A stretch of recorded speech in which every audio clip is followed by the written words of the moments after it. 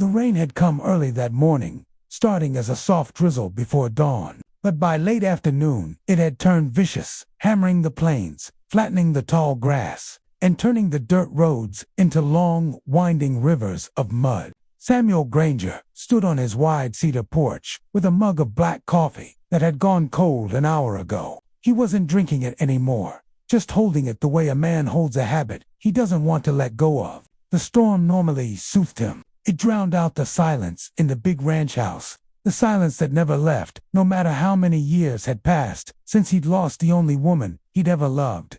But today, something tugged at him, a restlessness in his chest he couldn't explain.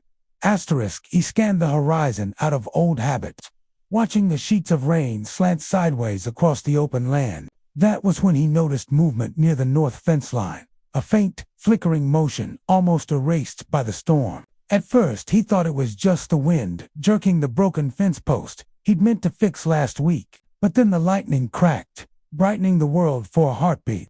And in that brief flash, he saw her, a woman, alone, bent over the fence, his breath stilled in his chest. For a moment, he wondered if he'd imagined it. No one worked in weather like this, not even his ranch hands, who were all home with the day off because he didn't want anyone getting hurt in the storm. But the next bolt of lightning lit the land again, and this time there was no doubt. She was there soaked, shivering, and trying to lift the sagging fence rail with both hands. What on earth? Samuel muttered, setting his mug down so fast it clattered. He grabbed his coat, didn't bother with the hat, and jogged to the truck. The tires slipped and spat mud as he made his way down the rough stretch of land toward the fence. Rain hammered the windshield, and the wipers barely kept up, but he didn't slow down until the headlights finally caught her fully in their glow. She blinked against the sudden brightness. She looked young, not a kid, but younger than he'd expected, maybe late 20s or early 30s. Her hair hung heavy with rain, plastered against her cheeks, dripping onto her torn flannel shirt. Her jeans were soaked through, clinging to her legs, and the boots she wore looked too thin to handle the cold Wyoming mud. But she kept working, even as her hands trembled so badly she nearly dropped a roll of wire she was twisting into place. Samuel climbed out of the truck, water immediately soaking through his coat and running down the back of his neck. "Hey," he called over the roar of the storm. "You're gonna get yourself killed out here."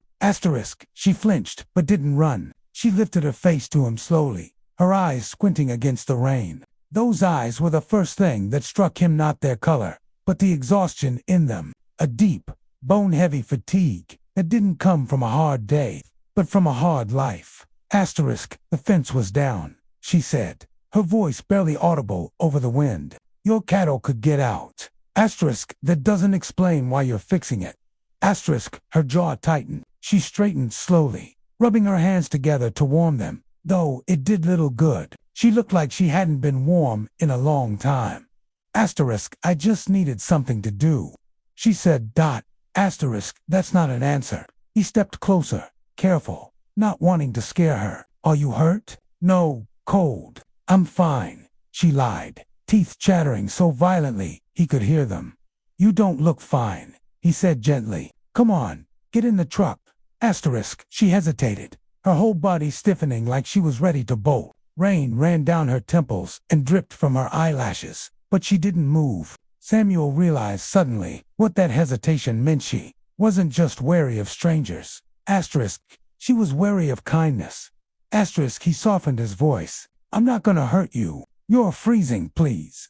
After several seconds, she finally nodded, a tiny, defeated motion. She walked around the truck slowly, as though any sudden gesture might cause him to change his mind. Once inside, she held her hands over the heater vents like a child discovering fire for the first time. Her fingers were red and raw, scraped in places from wire and rain.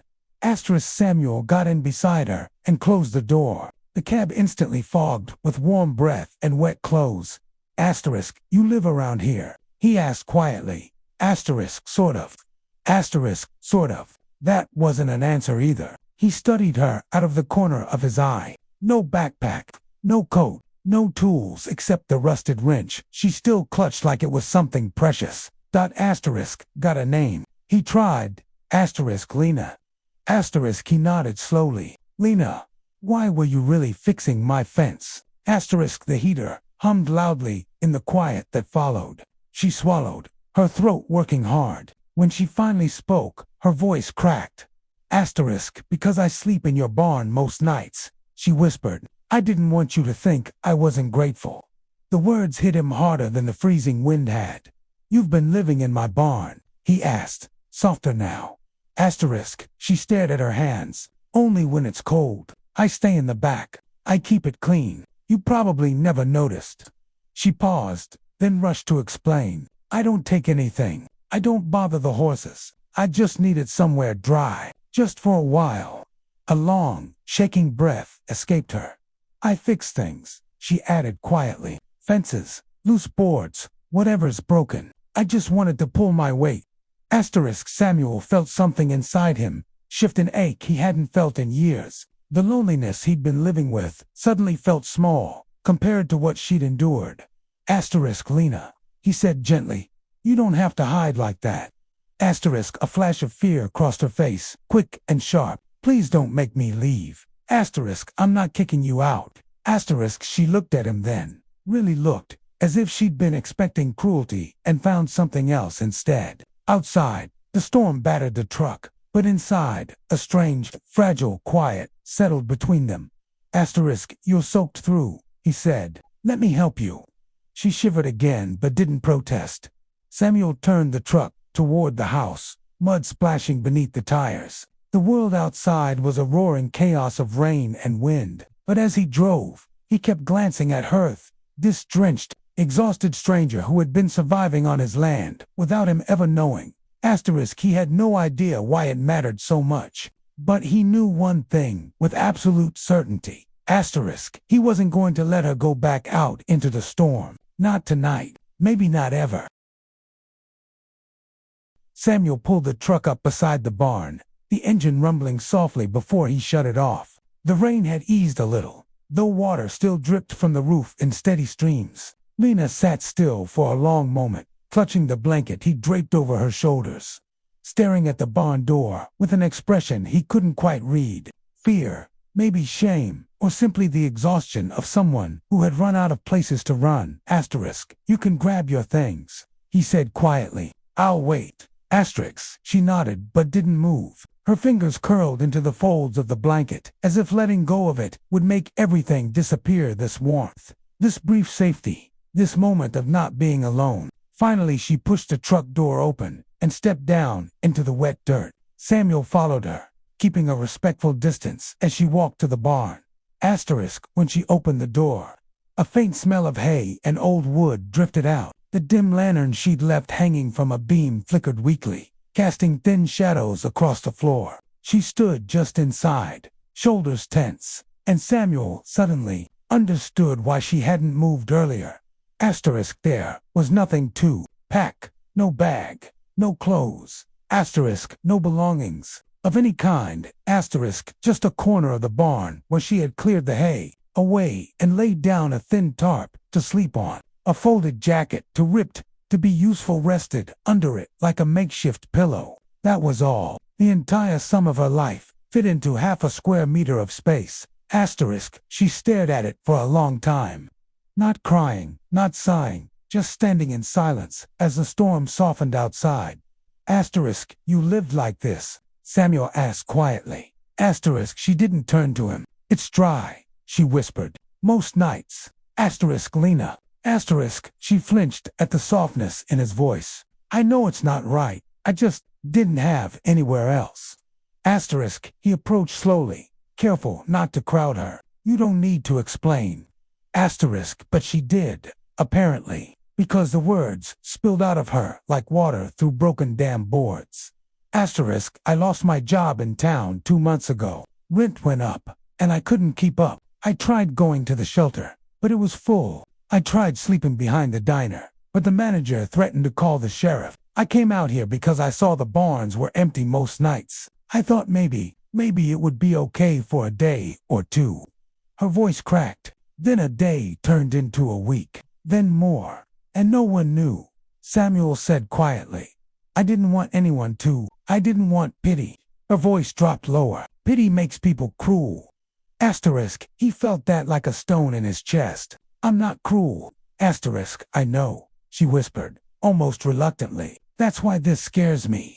Asterisk, he understood then. Kindness was dangerous. It meant trusting someone who might take it back. Asterisk, come on, he said softly. Let's get you warm. You've had enough cold for a lifetime.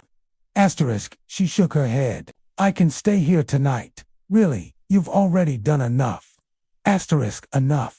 He stepped around to face her. Lena, you were fixing my fence in a storm while you've been living out here with nothing but a tarp for warmth. Let me help you. Asterisk, she swallowed and looked down at her hands as though searching for the right answer. I don't want to be a burden. Asterisk, you're not, he said firmly, but gently. You worked on this ranch more than some hired hands ever do, and you did it without anyone knowing.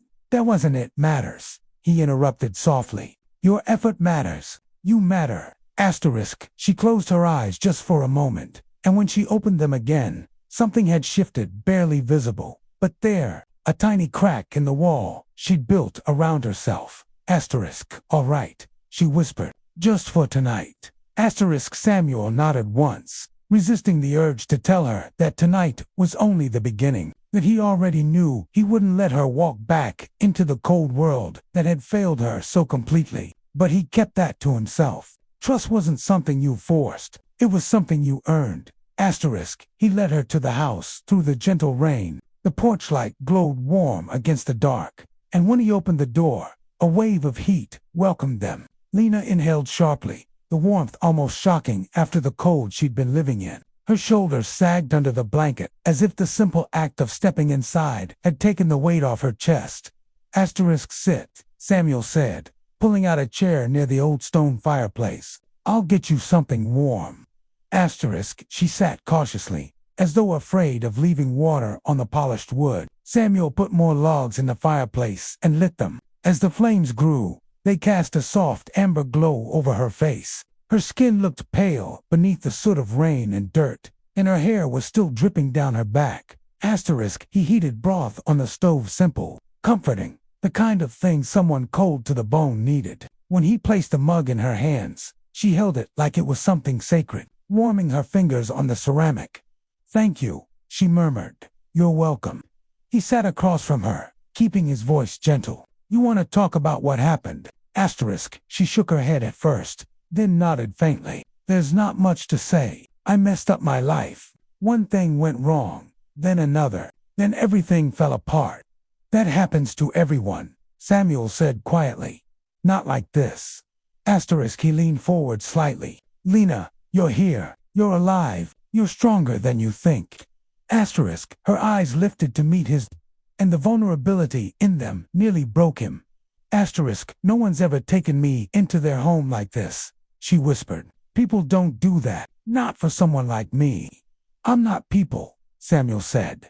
That made her blink. Why are you being so kind to me? Asterisk, he hesitated, not because he didn't know the answer, but because it felt bigger than words. He thought of the years of loneliness, the long quiet evenings, the empty places in his life that no amount of land or wealth had been able to fill. Asterisk, because you deserve better than a cold barn, he said finally. And because when I saw you out there fixing my fence in that storm, I realized something. Asterisk, what? Asterisk, that you weren't trying to take anything from me. He shook his head softly. You were giving what little strength you had left. Asterisk, her throat tightened, and she looked down at her hands, again hands rough from work, reddened from cold. Asterisk, you don't have to repay me, he added quietly. Just stay tonight. Rest. Warm up. Tomorrow, we'll figure things out. Asterisk, she swallowed hard. Together. If you want that, he said. For a moment, she didn't speak. Then she nodded, slowly, almost shyly. Asterisk, I think. I'd like that, she whispered. Asterisk, and as the fire crackled softly beside them and the storm faded into a gentle drizzle outside, something new settled in the quiet of the ranch house. Something warm, tentative, and full of possibilities she had never dared hope for.